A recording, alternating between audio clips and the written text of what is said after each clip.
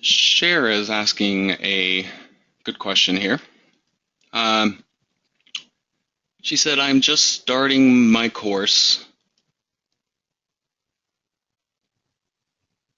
and she was wondering, if this had been asked before or not, but could you basically build smaller websites, less pages and less time into each site for a similar effect?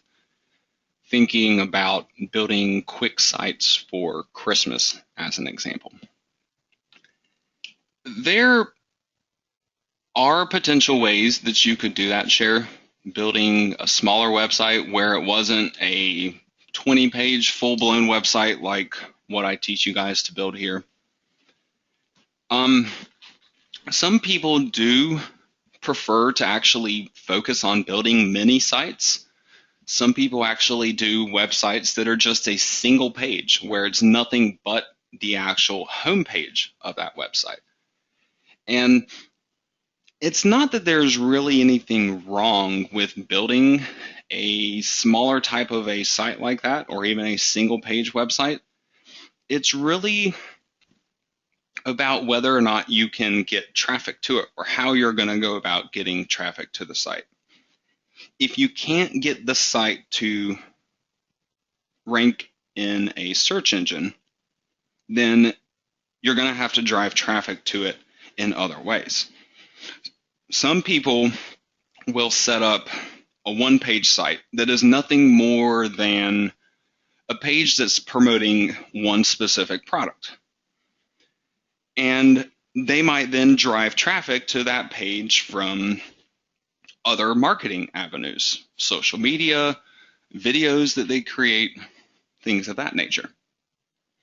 However, it is still possible to build, for example, a one-page website and to still get search engine rankings on that one page. However, you're going to kind of be limited in the ones that will work successfully like that. Basically, if you have a one-page website and that site is and that page is all about a specific product, your keyword selections that you can rank for are going to kind of be limited with that type of a page. So you might only be able to get decent traffic for keywords that relate to the product name, the brand name, the model number, and things of that nature. If you can be among the first people out there to put out that kind of a website, it actually works out really great. Some of you may know of Gaz Cooper, fellow Amazon affiliate. I've got to meet him in person a couple times before at some marketing conferences, and he actually has an approach very similar to that. He builds just one-page websites that's just promoting a specific product. The reason why he succeeds doing it that way is because he is, again, among the first people to actually get a page up about that product. Now, how he goes about getting that information, knowing about a product before anybody else, or at least before the average masses of Amazon affiliates know about the product, he'll go to conventions. They have all kinds of these, internationally even. Pretty much no matter where you live, you could probably find something like this to go to within a few hours drive of you. A large convention having to do with a specific industry where new products will likely be unveiled. E3 is a great example. Major electronics convention. You go to that thing every year, you will see products there being unveiled that nobody knows about yet. So if you go around to all the different booths and you simply bring a notepad with you, ask people as much information as you possibly can about these new products of theirs. Get the names, get the model numbers, get specs for the products. If you can, even get pictures for them and things of that nature. You can then build up a one-page website about that product targeting the name of the product or the model name or the model number of the product as your primary keyword phrase. And you can actually have that site ranked in the top 10 of Google before the product is even available for sale. And then when it becomes available for sale on Amazon, you slap an ad onto that page. That's essentially the main approach that Gaz has used for many years. So it's not necessarily that one approach would work better than the other. It's really about the kind of information you have access to, when you have access to that information, and again, the amount of work that you might want to put into it. So you can build quick sites like you were asking, but my biggest recommendation there, and I guess the whole point of that entire story with Gaz, is that what you would be targeting as keywords on that one page or on that small website, you would want to make sure there is super, super low competition for those keyword phrases. So when Gaz is entering into the market with one of those websites targeting a model number, for example, that model number would have really, really low competition at the time because not many people even know about the product yet.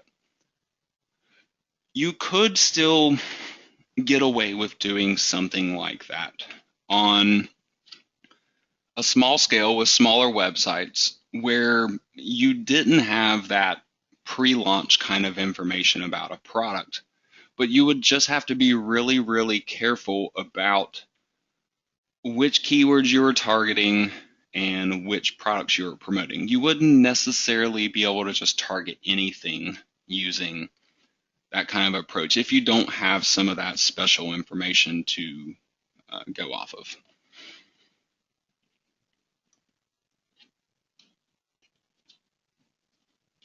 That's also a good question, Cher.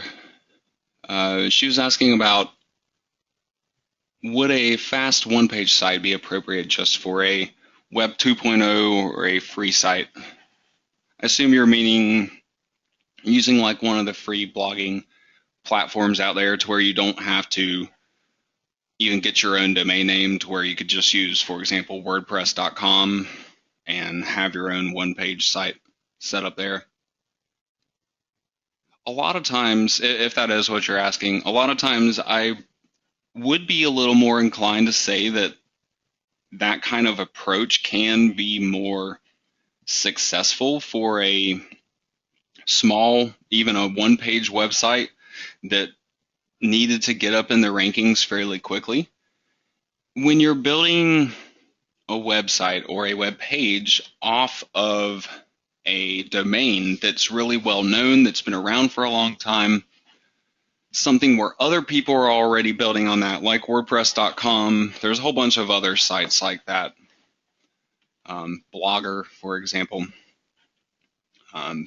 no longer exist, but older sites like Squidoo, the same kind of concept there for any of those kind of pages. You kind of get to piggyback off of the domain, the authority of that domain, the age of that domain, to give you a better shot of getting higher up into the rankings in a shorter time period.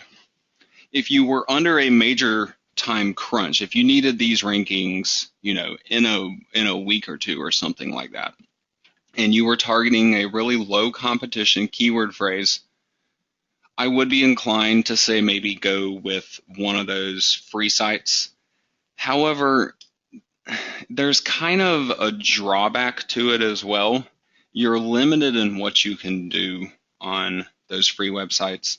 For example, on WordPress.com, you wouldn't actually end up having control over the software that you have installed on the site. They actually control the things like the plugins that you get to use. And so you're kind of limited in that regard. You may not be able to put your Amazon ads as normal on there. You might have to maybe share your commissions with them, possibly. I don't use WordPress.com personally. I set up a site there once upon a time, but I don't do anything with that anymore these days. I run everything off of my own domain names. However, if you can build it on one of those Web 2.0 properties and not have to share your commissions and still be able to, promote the Amazon product that you want to, it could be okay to use that approach for the one-page fast website if you were just targeting individual products, for example, for the upcoming Christmas season. But again, go after super low competition stuff there to have the best shot at that. And simply be aware of the drawbacks that may come along.